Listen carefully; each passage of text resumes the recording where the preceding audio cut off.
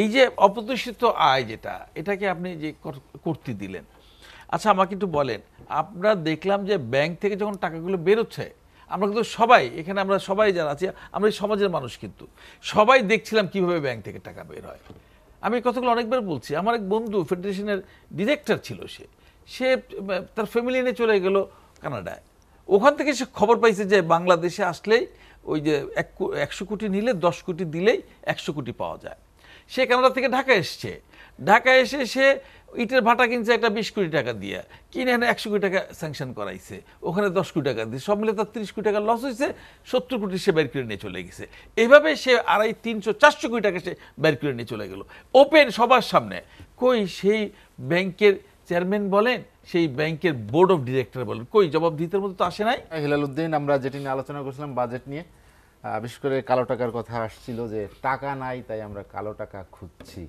টাকা না থাকলে যে প্রস্তাবনা, যে বড় বাজেটে তো আকার বড় করার কি দরকার ছিল?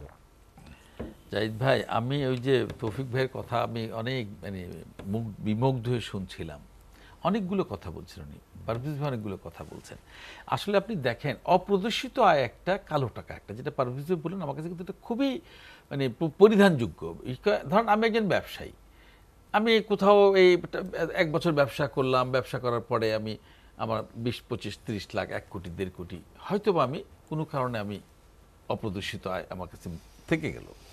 এবং এটার জন্য একটা আইনও আছে সরকারের, যে আপনি তখন আপনি বলে দিবেন, আপনার উকিল আপনাকে শিখিয়ে দিবে, হ্যাঁ, যে আপনি মায়ের সোনাদানা বেচছেন, হ্যাঁ, বাবার কিছু ছিল সেগুলো নিছেন, আপনি বিয়ের সময় কিছু পাইছেন সেগুলো আনছেন, অথবা আপনি ওই যে পুকুর ছিল একটা, সেই পুকুর থেকে মাছ বিক্রি করছেন করে, কিন্তু মানে কতটুকু টাকা আপনি সেখানে আনলেন। যারা 1000 কোটি টাকা নিয়ে গেল, যারা 1000 কোটি টাকা এখানে অপ্রদর্শিত আয় তারা মানে প্রদর্শন করবেন, তার সঙ্গে কি আপনি আমাকে মেলাবেন, এই আমাদের আনোয়ার ভাইকে মিলাবেন? এটা হইতে পারে? পারভেজ ভাইকে মিলাবেন? সারা জীবন মানে মানুষকে শিক্ষা দিয়ে উনি মানে জীবনযাপন করেছেন। এখন এই বিষয়গুলো কিন্তু মানে এই যে যেটা বললেন না তৌফিক ভাই, যে দায় মুক্তি, একটা দায় মুক্তি নিয়ে কিন্তু আমরা জাতির মানে জাতিগতভাবে আমরা খুব অস্বস্তিতে ছিলাম বঙ্গবন্ধুর দায় মুক্তি। সেখান থেকে কিন্তু আবার পরবর্তী পর্যায়ে বর্তমান সরকার এসে সেটাকে আবার করে সেটাকে আবার মানে বিচার করে বিচারের রায়ও আমরা কার্যকর করলাম। হ্যাঁ, আমাদের কাছে এটা একটা দৃষ্টান্ত। কিন্তু আমরা আবার যখন বিদ্যুৎ নিয়ে যখন দেখি, বিদ্যুতের দায়মুক্তির কোনো কারণ তো নাই আসলে। এটা জনগণের জন্য আপনি করেছেন, এবং এটা জনগণের জন্য করতে আমরা একটা সময় তো ছিল যে আমাদের 3000 মেগাওয়াট বিদ্যুৎ ছিল, আমরা সারাদিন তাকায় থাকতাম বিদ্যুতের দিকে, যখন বিদ্যুৎ আসবে আমি তার দিকে তাকায় থাকতাম। এখন তো সেটা না, আমি সারাক্ষণ বিদ্যুৎ পাচ্ছি। আমার এখন প্রায় 28-29 হাজার মানে বিদ্যুৎ উৎপাদন করার সক্ষমতা, মেগাওয়াট উৎপাদন করার সক্ষমতা তৈরি হয়েছে। 14-15 হাজার প্রতিদিন আমি মানে জেনারেট করছি। তো এখানে দায় মুক্তির কোনো কারণ তো নাই। আমি কেন দায় মুক্তি এখানে নিলাম? এটা তো দায় মুক্তি আবার যখন অন্যভাবে আসবে, অন্য কোনো সরকার আসবে, ওরা যদি আবার একইভাবে একই দৃষ্টান্ত স্থাপন করে, তখন আমাদের জবাবটা থাকবে কি? নাম্বার ওয়ান, এই যে অপ্রত্যাশিত আয় যেটা, এটাকে আপনি যে করতে দিলেন, আচ্ছা আমাকে একটু বলেন, আমরা দেখলাম যে ব্যাংক থেকে যখন টাকাগুলো বেরোচ্ছে, আমরা কিন্তু সবাই এখানে, আমরা সবাই যারা আছি, আমরা এই সমাজের মানুষ, কিন্তু সবাই দেখছিলাম কিভাবে ব্যাংক থেকে টাকা বের হয়। আমি এই কথাগুলো অনেকবার বলছি। আমার এক বন্ধু ফেডারেশনের ডিরেক্টর ছিল, সে সে তার ফ্যামিলি নিয়ে চলে গেল কানাডায়। ওখান থেকে সে খবর পাইছে যে বাংলাদেশে আসলেই ওই যে 100 কোটি নিলে 10 কোটি দিলেই 100 কোটি পাওয়া যায়। সে কানাডা থেকে ঢাকা এসছে, ঢাকা এসে সে ইটের ভাটা কিনছে একটা 20 কোটি টাকা দিয়ে, কিনে এনে 100 কোটি টাকা স্যাংশন করাইছে, ওখানে 10 কোটি টাকা দিয়ে সব মিলে তার 30 কোটি টাকা লস হয়েছে, 70 কোটি সে বের করে নিয়ে চলে গেছে। এইভাবে সে 250, 300, 400 কোটি টাকা সে বের করে নিয়ে চলে গেল ওপেন সবার সামনে।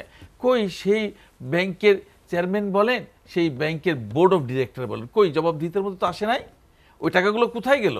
এবং এইভাবেই কিন্তু ঋণগুলো দেওয়া হয়েছে। এই যে আজকে আমরা বিভিন্ন জনের কথা বলি না, এগুলো তো ওপেন সিক্রেট রে ভাই। তাই এইগুলো যদি আপনি বিচার না করেন, এদেরকে যদি আপনি ধরার মধ্যে না আনেন, সে যেই হোক তাকে আপনি বিচারের আওতায় আনেন, আমরা দেখি যে এরা এই কাজগুলো, এবং এটা কিন্তু দৃশ্যমান। আর এই বিষয়গুলো তো আসলে আমরা বলছি অনেক দিন যাবৎ। তবে আমরা খুব আশাবাদী, আমরা যখন দেখছি, হ্যাঁ, যে একজন মানে আমরা তো দেখছি না এই মুহূর্তে আমাদের আগে সেনাপ্রধান, সাবেক সেনাপ্রধান, সাবেক পুলিশ প্রধান, সবার বিরুদ্ধে যেভাবে আসছে, আমার মনে হয় মাননীয় প্রধানমন্ত্রী অন্তত এই কাজটি এই টেনুরে উনি করবেন, যে যারা এই অপকর্মগুলো করেছেন, ছোট হোক তাকেও ধরেন, বড় তাকেও ধরেন, ছোটকেও ধরেন, যাতে আমরা আসলে সমাজটাকে দুর্নীতিমুক্ত করতে পারি। আমি যে কথাগুলো বললাম না, যে এমন একটি সংস্থা নাই যেখানে গেলে আমরা, এই যে নতুন করে ভূমি আইন করলেন, আমরা খুব খুশি হলাম যে একটা নতুন ভূমি আইন আসছে, এই জমি জমা নিয়ে লিটিগেশন হবে না। আরে ভাই, এখন ওইটাকে আবার যদি আপনি এখন ওই যে নামজারি করতে যান, কন্ট্রাক্ট দিতে হয় 3 লাখ 5 লাখ, তার 2 লাখ 7 লাখ এরকম করে কন্ট্রাক্ট দিতে হয়, তার পিছনে। তাহলে আমরা করলামটা কি ভাই? কিসের নতুন আইন? কেন আবার নতুন আইন? যে আইনে আমাকে পয়সা ছাড়া আমি কাজ করতে পারবো না, এটা হইতে পারে? হচ্ছে আমাদের। আমরা যেখানে যাচ্ছি একটি জায়গা নাই যেখানে স্বস্তির খবর আপনি পাবেন। কেন? আমরা কি এরকম একটা দেশ চেয়েছিলাম মাননীয় প্রধানমন্ত্রীর কাছে? আমরা কিন্তু বারবার বলছি, এখনো বলছি, যে উনি ছাড়া আমরা কিন্তু এখনো বলি মাননীয় প্রধানমন্ত্রীর বিকল্প কিন্তু আমাদের চোখের সামনে নাই। ওনার বিকল্প আমাদের চোখের সামনে কিন্তু নাই। তো সেই ক্ষেত্রে উনিই পারেন এই আজকের যে জায়গায় আমরা চলে এসেছি এখান থেকে মানে উত্তরণের জন্য।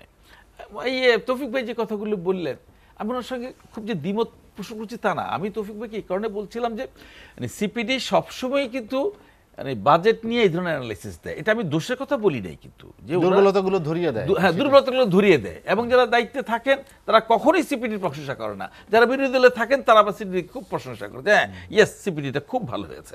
আমি এটাই বুঝাতে চেয়েছি। তো সব শেষে আমি যে কথাটা বলতে চাই, আপনি দেখেন নতুন করে একটা নতুন আইন করা হয়েছে, যে আপনি দোকানদারদের জন্য একটা নতুন আইন করা হয়েছে। মানে পানি তো নিচু জায়গা দিয়ে যায়, এখন বলা হয়েছে ট্রেড লাইসেন্স তোমার দোকানে ঝুলায় রাখবা, তারপরে 3 নাম্বার তোমার দোকানে ঝুলে রাখবা, কি মূল্য তালিকা তোমার দোকানে ঝুলে রাখবা, তুমি যে ট্যাক্স দিচ্ছ ওইটার যে ট্যাক্স রিটার্ন সেটা তুমি ঝুলে। এখন দেখেন ট্যাক্সের মধ্যে বলা আছে গোপনীয়তা, যে আপনি ট্যাক্স রিটার্নটা যিনি দিচ্ছেন এবং যিনি নিচ্ছেন ওনারা দুইজন শুধু জানবে, আর কেউ জানার বিষয় না।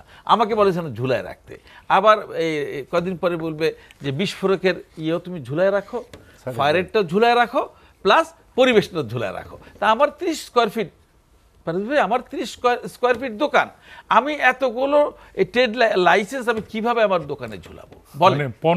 পণ্য শো করা যাবে না, আমার তো পণ্য শো করার দরকার নাই। ওই পর্যায়ে উনি ফ্যানে ঝুলে যেতে হবে। এখন আপনি বলেন, এই যে নিয়মগুলো করছেন, মাননীয় প্রধানমন্ত্রী গত 15 বছরে দেশটাকে ডিজিটাল করেছেন, এবং আমরা তো ডিজিটাল সুফল পাচ্ছি, তো আমরা পাচ্ছি না তা তো না। এখন আমাকে নিয়ে যাচ্ছে আমার সরকারি কর্মকর্তারা এই অ্যানালগে, যে তুমি সব ঝুলাই রাখবা, ও দূর থেকে দেখবে যে এগুলো আমরা ঝুলাইছি। এই ধরনের আইন নিয়ে আমরা এখন বসবাস করছি আর কি। তো আমার মনে হয় আসলে দেখভাল করার কি কেউ নাই? উনি ওনার এগুলো ডাটাবেস থাকে, তো উনি ওনার অফিসে বসে দেখতে পারেন যে এই কোন কোন দোকান লাইসেন্স করছে, কোন কোন দোকান লাইসেন্স রিনিউ করে নাই। এখন রাস্তায় দেখবেন যে গাড়ি কিন্তু ট্রাফিক ধরে না, যেটা পার্টিকুলার গাড়ি, যে আপনার যে ট্যাক্স টোকেন যার ফেল করা আছে ওই গাড়িটাকে ধরে, কারণ তার গাড়ি দেশে টিপ দিয়ে দেখে যে এত নাম্বার গেটার ট্যাক্সের পেমেন্ট আছে কিনা। এইটা ওনারা করতে পারেন না, ওনারা আমার দোকানে সব ঝুলায় রাখতে হবে। এই হচ্ছে বর্তমান পরিস্থিতি।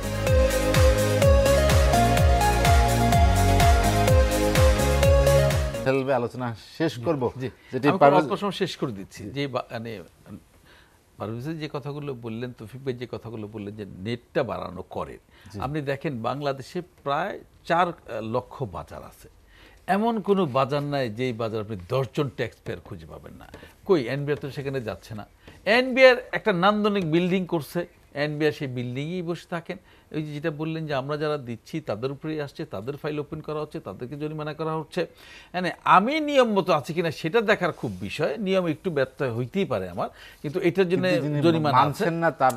হ্যাঁ, কিন্তু যারা এখানে এটা জানেই না যে ট্যাক্স কাকে বলে, ভ্যাট কাকে বলে, সেই জায়গায় ওনারা যাচ্ছেন না। আমরা বারবার বলছি, এবং আমরা না শুধু এই দেশে অর্থনীতিবিদ থেকে সর্বস্তরের মানুষ বলছে, কিন্তু এনবিআর থোড়াই কেয়ার করে, এনবিআর মতোই চলছে। আচ্ছা ঠিক আছে, এইবার একটা কথা বলি। এই যে ধরেন আমরা করোনার মতো এত বড় একটা মহামারী আমরা ফেস করলাম, সারা পৃথিবী ফেস করছে, আমরাও ফেস করছি। এই করোনার সময় যে এই সারা জাতিকে, সারা দেশের মানুষকে এই 2 ডোজ টিকা দেওয়া হচ্ছে বিনা পয়সায়, কথাগুলো খেয়াল করেন। ওই সময় সরাসরি প্রধানমন্ত্রী তহবিল থেকে, রাষ্ট্রীয় তহবিল থেকে সরাসরি পিছিয়ে পড়া মানুষকে টাকা দেওয়া হচ্ছে, নগদ টাকা দেওয়া হচ্ছে, ব্যবসায়ীদেরকে ঋণ দেওয়া হয়েছে 4% ইন্টারেস্টে। পরবর্তী পর্যায়ে আপনি দেখেন এই যে সব কিছু মিলে যদি আপনি এভাবে খেয়াল করেন, এই টাকাগুলো কিন্তু ওইখান থেকে আমাদের শুরু কিন্তু আসলে মানে ধীরে ধীরে আমাদের অর্থনীতির যে এটা কালো ছায়া, আমরা কিন্তু সেটাকে ব্যাকআপ করতে পারি। তার পরবর্তী পর্যায়ে আবার আসছে রাশিয়া ইউক্রেন যুদ্ধ। এই সারা পৃথিবীতেই সব মিলে টালমাটাল অবস্থা হলো। এরকম একটা পরিস্থিতিতে কিন্তু আজকের যে অবস্থা, এটা কিন্তু শুধু বলা যাবে না যে শুধু রাষ্ট্র পরিচালনার কারণেই এরকম ঘটনা ঘটেছে। এটাকে আসলে মানে এটা আমরা বলবো যেটা মানে কন্টিনিউয়াস প্রসেস হিসেবে আমাদের কাছে চলে এসছে। আমি নিশ্চিত আল্লাহর রহমত এখান থেকে আমরা উত্তরণ করবই এবং করতেই হবে আমাদের, কারণ আমরা যে জায়গায় চলে এসেছি এখান থেকে পিছাবার কোনো সুযোগ কিন্তু আমাদের নাই। এই কারণে আপনি এবার দেখবেন যে এবার যে বাজেটটা ঘোষণা করা হচ্ছে সেখানে কিন্তু আমার কাছে মনে হয়েছে যেখানে অনেক দিক বিবেচনা করে, হ্যাঁ, যে যাতে এই যেটা বলা হচ্ছে যে 85% অ্যাচিভ করা, 85% অ্যাচিভ করা মানে একটা বাজেট কিন্তু মোটামুটি বলতে হবে যে বাস্তবায়িত হয়েছে। এবং আমি মনে করি যদি সরকার একটু কঠোর হয়, একটু কঠোর যদি হয় সরকার, হ্যাঁ, তাইলে আমরা 80 to 85% বাজেট আমরা অ্যাচিভ করতে পারবো। এবং এর জন্য আমার মনে হয় যে খুব বেশি হতাশার কোনো কারণ নাই, আমরা আবার কিন্তু একসময় স্টিয়ারিং উঠে যাবো।